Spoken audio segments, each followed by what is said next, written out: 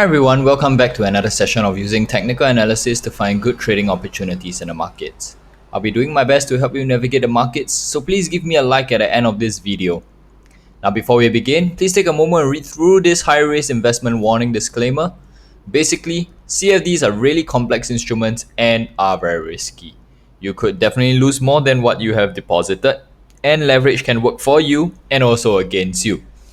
Now, this entire video analysis is not intended as investment advice, nor should it be construed as such.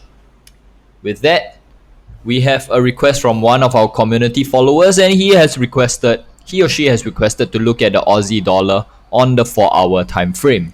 So that is exactly what we'll be doing today. Let's look at the Aussie dollar 4 hours. Now, as with all technical analysis studies, what we really want to do is we want to focus on the recent price action. Everything in the past is important. However, it's the recent price action that tells you whether prices are going to go up or prices are going to go down. Right? So, for Aussie dollar on the 4 hour, what we have is really price seems to be trending higher. Okay?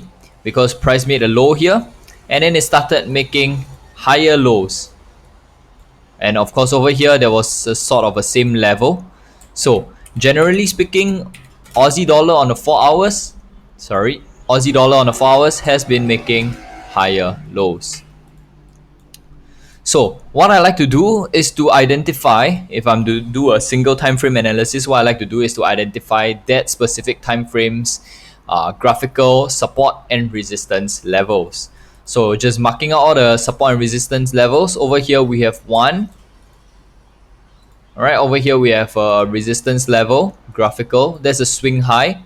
And over here we have another one. Right? Why I call this a swing high is because price made a push up. And then over here it failed to make a new high and it's swinging downwards now. Okay? And so these are the two graphical resistance levels that we have. And what I like to find also is the graphical support.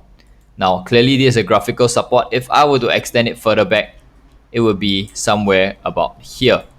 Okay, price held below here as resistance. When price went above, came back down, price came close and held above as support. Came up, came back down one more time and held here as support again. Okay, so there is a graphical support for me. Alright, so what do I make of this? Because price actually pushed all the way up, I want to see in the event that price breaks this horizontal support here. Okay, I want to see how far price can actually retrace back down.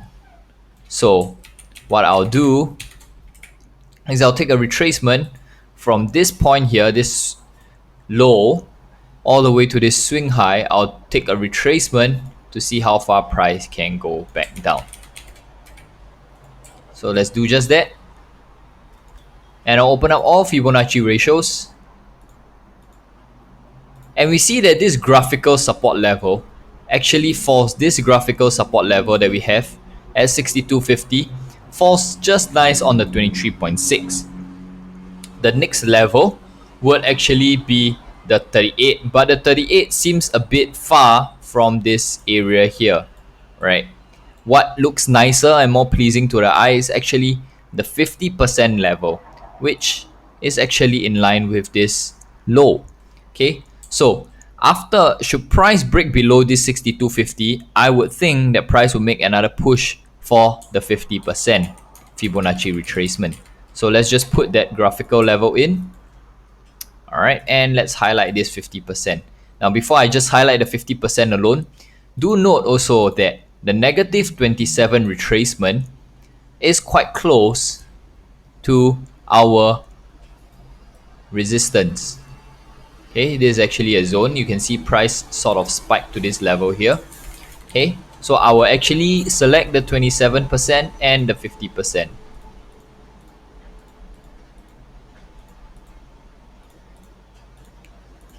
So with that, I have a strong support here and I have this level at negative 27. Let me draw a red color box to show that essentially it is a zone.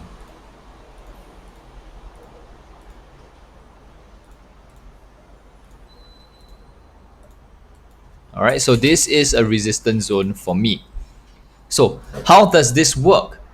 My personal bias is for the Aussie dollar to break below this 62.50 and go even lower. Reason being, if I were to connect trend lines from this spike here and draw it across like that, of course there is a weird gap here which isn't very nice, but essentially price is still making lower highs, right?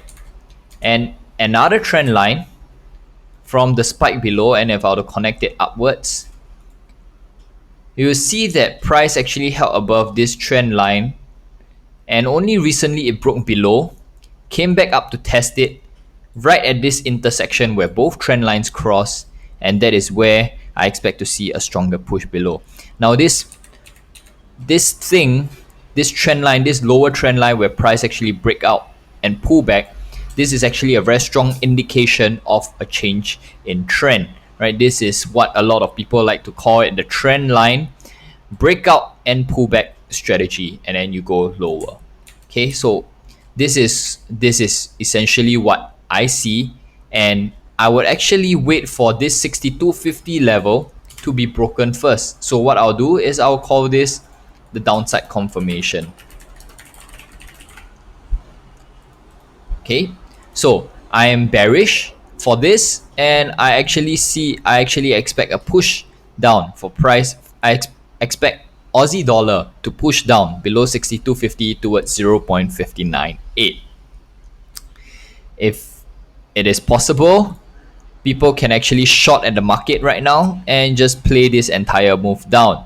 For those people who are low risk, you can wait for price to form a close before the downside confirmation, and then you enter the market and play a short, right? So that is where I would actually watch. This is the level that I'll watch. Now, if price breaks above this trend line and also above the resistance at 64.45, let me just tidy this up.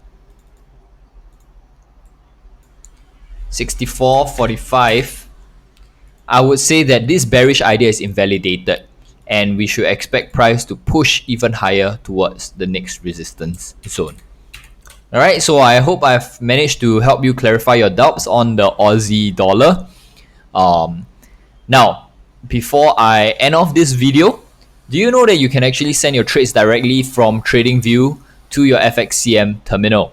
This combines the power of TradingView's charts with FXCM's excellent order executions and reliability. So how do you link up your FXCM account to TradingView? On the bottom right hand corner, there's an arrow. You click on it, and there should be a few broker badges on the trading panel. Right, a few broker badges. Of course, you choose FXCM, and then you just have to key in your access token and you click connect. Now, once it's connected, it will have your FXCM account number and with this green light that says connected. Now, let me just walk you through how to put the trades through using Aussie dollar, the 4-hour chart as a hypothetical example. On the left hand side, there are these two weird symbols, long and short position. Now, because I have a bearish bias, I'll actually put a short position here. Alright, and my take profit at this level. Okay, and my stop loss will be at 64.45. 64.45 as I previously mentioned. Okay, so not the best risk reward, but still a valid trade because of all the strong confluences. So what I have to do is I right click on this box, I select create limit order. Okay, I make sure that because this is a stop market order, so I'll ensure that this is a stop. I'll key in the price at 0.6250, right? And make sure this is a sell because I'm bearish. So I'll have my take profit at 0.598 and my stop loss at 0.4445. Okay, so that's the level that I have. Now always remember to change your percentage risk. Alright, 524 is too much. I'll have 1.5%, which means I can sell 37 lots of Aussie dollar. Now I can either press enter or I can click this button here. And when I've clicked it, it says order sent, and you should see 3 notification pop-up box on the bottom left hand corner. that means that your order has been sent through to the broker.